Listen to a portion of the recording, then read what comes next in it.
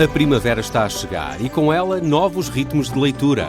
Leia artigos de opinião e receba acesso antecipado a todos os episódios Podcast Plus. Acompanhe a atualidade ao minuto. Assine hoje o Observador com até 58% de desconto e habilite-se a ganhar uma tote bag e um voucher da Livraria Almedina. Tudo em observador.pt.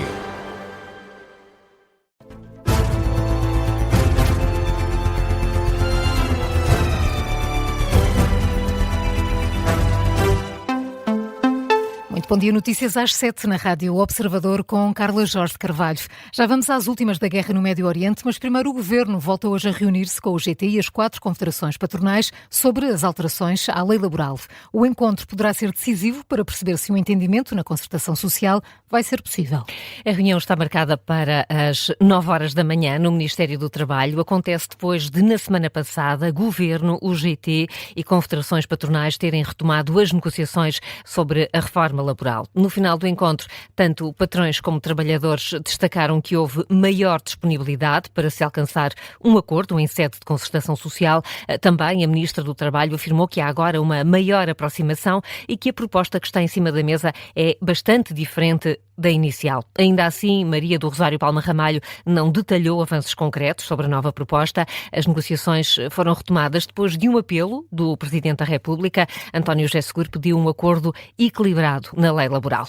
Vamos agora até ao Médio Oriente. O Irão nega as declarações de Donald Trump de que está a negociar com uma figura de destaque do regime e a noite parece confirmar isso mesmo. Carla, os ataques continuam. Não há qualquer alívio da tensão, são pelo menos esses os relatos que chegam de vários locais do Golfo. Se o Presidente dos Estados Unidos falou ontem em conversações produtivas e de um adiamento por 5 dias nos ataques anunciados às centrais elétricas iranianas, Teherão responde com uma versão contrária, fala em fake news e numa tentativa norte-americana de fazer baixar o preço do petróleo.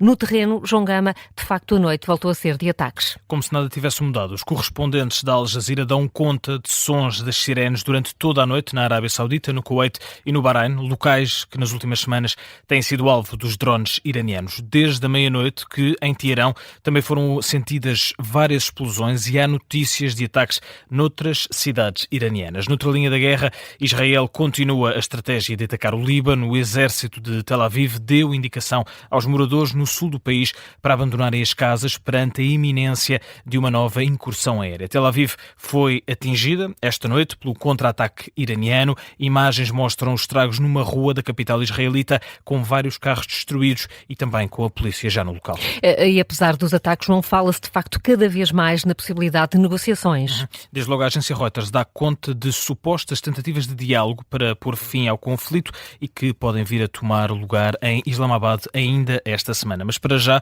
Carla, a Casa Branca recusa comentar a realização de uma reunião entre as autoridades norte-americanas, o Irão e intermediários, diz que são apenas especulações. O que é certo é que no último dia Donald Trump mudou o tom das declarações, além de referir que manteve diálogo com uma figura do regime iraniano, que não o líder supremo, afirmou ainda que o Estreito de Hormuz vai ser aberto muito em breve, acrescentando que gostaria de ver essa rota marítima sob o controle conjunto de Washington, mas também de Teherão.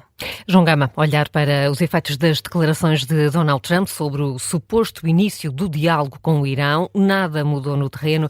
Teherão também nega qualquer aproximação de posições. São temas que vão estar em destaque na edição de hoje do Gabinete de Guerra, esta manhã com a análise do Tenente-General Marco Serronha. Falamos agora da tentativa de ataque na Marcha pela Vida. Os especialistas em segurança interna e terrorismo avisam que só com uma intervenção policial forte será possível travar uma possível ameaça de crescimento de grupos anarquistas. Um homem de 39 anos atirou um coquetel Molotov contra os participantes da manifestação junto à Assembleia da República. Foi detido pela PSP, mas saiu em liberdade. Ficou apenas sujeito a apresentações diárias às autoridades. Ficou também proibido de estar junto ao Parlamento. A polícia adianta que o homem é suspeito de integrar um grupo de conotação alegadamente anarquista. Os especialistas em segurança interna e terrorismo, ouvidos pelo Observador, afirmam que é preciso uma intervenção policial forte para travar a atividade destes grupos. As autoridades internacionais estão há muito atentas a este tipo de organizações e em Portugal o RASI, o Relatório Anual de Segurança Interna, também faz referência aos anarquistas. O jornalista Miguel Pinheiro Correia explica em que consiste concretamente este movimento anarquista. A grande definição acaba por ser passando aqui um pleonasmo, em definição dos próprios movimentos, porque muitas vezes não se sabe o que é que defendem, ou sabe-se o que é que eles são contra alguma coisa, mas não se sabe ao certo o que é que eles defendem, o que é que propõem, porque muitas das vezes não propõem nada. Eles defendem esse caos, essa tal anarquia, que depois também se transporta para os próprios grupos, que não têm líderes definidos, como tivemos noutros grupos, por exemplo, de extrema-direita, em que há líderes claramente definidos e há uma hierarquia muito respeitada, até porque há uma organização mais muito, sei lá, paramilitar e com essa inspiração nessas figuras de autoridade. E os anarquistas, ou os movimentos anarquistas, não têm tanto essa... Não é que não o consigam, mas não querem simplesmente, porque não é essa a filosofia deles. As explicações do jornalista do Observador, Miguel Pinheiro Correia, na História do Dia, sobre o incidente na manifestação Marcha pela Vida, que aconteceu no sábado. O PSD vai chamar ao Parlamento o novo Ministro da Administração Interna, Luís Neves, para falar sobre este caso. Esta é a notícia que faz manchete, é a história no site do Observador e, como dissemos, é também o tema da História do Dia, já disponível em podcast. Milhares de estudantes do ensino superior são esperados hoje em Lisboa para participar numa manifestação nacional. Pedem um ensino gratuito e também mais alojamento e melhores condições para estudar. É um protesto que acontece no dia em que se assinala o Dia Nacional do Estudante. A iniciativa tem início marcado para as 14h, no Rossio, segue depois para a Assembleia da República. Este protesto junta estudantes de todo o país, mais de 40 associações aderiram. A Associação Académica de Coimbra é uma delas. A Rádio Observador, o presidente da Direção-Geral, José Machado, alerta que os custos de vida de um estudante universitário são cada vez mais incomportáveis. Nós vivemos há vários anos uma crise no alojamento estudantil. Nós temos cada vez mais alunos de ensino superior e cada vez menos, aparentemente, camas para dar a estudantes. O número cresce e a oferta mantém-se constante, ou seja, há aqui um desequilíbrio persistente naquilo que é a oferta de alojamento e não só, temos neste momento comunidades de milhares de estudantes internacionais que não têm acesso à ação social por aquilo que é o próprio diploma AFET. Temos estudantes que desistem de estudar porque não são capazes de suportar os custos associados ao ensino superior, seja com alojamento, seja com alimentação, seja com deslocação. O presidente da Direção-Geral da Associação Académica de Coimbra espera uma mobilização histórica de estudantes de todo o país. José Machado adianta que qualquer reforma no ensino superior tem de incluir a visão dos estudantes. O Presidente da República condecorou com a Ordem do Mérito os atletas medalhados nos Mundiais de Atletismo que decorreram na Polónia. 3 medalhas, 3 condecorações, a prestação histórica de Agato Sousa, Gerson Baldé e Isaac Nader nestes Mundiais de Atletismo mereceu os elogios de António José Seguro, numa cerimónia em que também esteve o Primeiro-Ministro Vasco Maldonado Correia.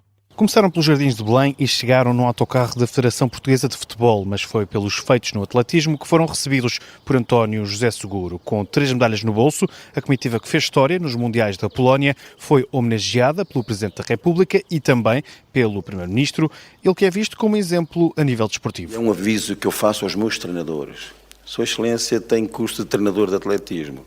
3º grau. De homem do desporto para um montenegro desportista, Domingos Castro, líder da Federação Portuguesa de Atletismo, deixou um apelo. Temos que ter condições para cativar os nossos jovens para que realmente no futuro sejam eles os grandes medalhados. Logo depois, o Presidente da República, num discurso praticamente todo lido, destacou o exemplo da campeã Agato Sousa. A determinação e a consistência que demonstrou ao longo da competição são o espelho de uma atleta completa. As origens do campeão Gerson Baldé. Imagino o orgulho da Associação de Atletismo Bela Vista ao ver o seu menino de outrora ser um campeão de agora. E a ambição do medalha de prata Isaac Nader. Ele próprio admitiu a desilusão por não ter chegado ao ouro.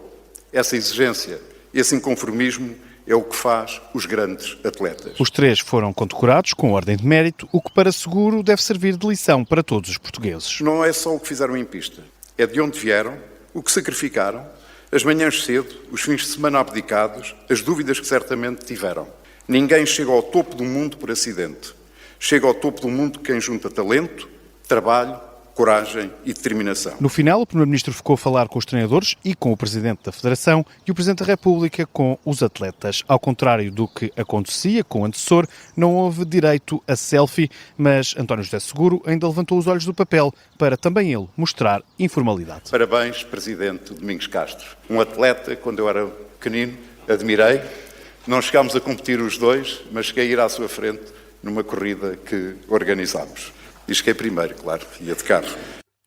Vasco Maldonado Correia, que acompanhou a condecoração dos 3 atletas medalhados nos Mundiais da Polónia. António José Seguro espera voltar a receber esta comitiva com honras iguais depois dos Jogos Olímpicos de Los Angeles em 2028.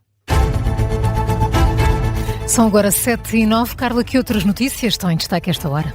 A reposição das telecomunicações fixas ainda está bastante atrasada nos locais afetados pela tempestade Christine, é o que diz o coordenador da estrutura de missão para a reconstrução da região centro. Paulo Fernandes explica que pode demorar entre 5 a 6 meses para que a fibra óptica seja reposta. Os 4 arguidos detidos na Operação Lumen conhecem hoje as medidas de coação. Trata-se da investigação a alegados crimes económicos encontrados para a instalação de luzes de Natal. Em causa estão crimes como corrupção ativa e passiva, participação económica em negócio, abuso de poder e associação criminosa. O secretário-geral da Câmara Municipal de Lisboa, Alberto Laplane Guimarães, é um dos detidos nesta operação.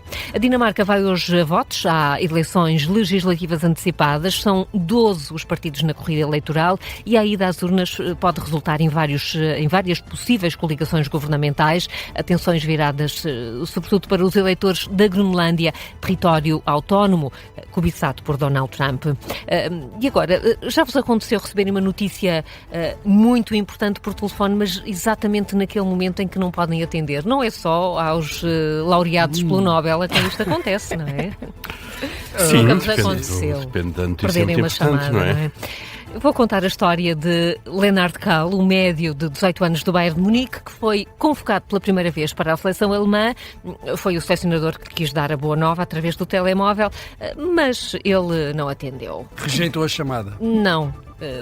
Não conseguiu atender. Não conseguiu. Porquê, Carla? Estava nas explicações de matemática. Olha, Eu pensei que estava no uma jardim boa escola. razão. Ou seja, exatamente. Ótima Portanto, razão. ele diz que viu uma chamada, só a devolveu depois de terminar a explicação de matemática, porque Muito primeiro bem. a escola, depois Claro. o e jogo. depois explicou a raiz Depois a quadrada convocatória. Isso. ao selecionador. Fez as contas. É isso.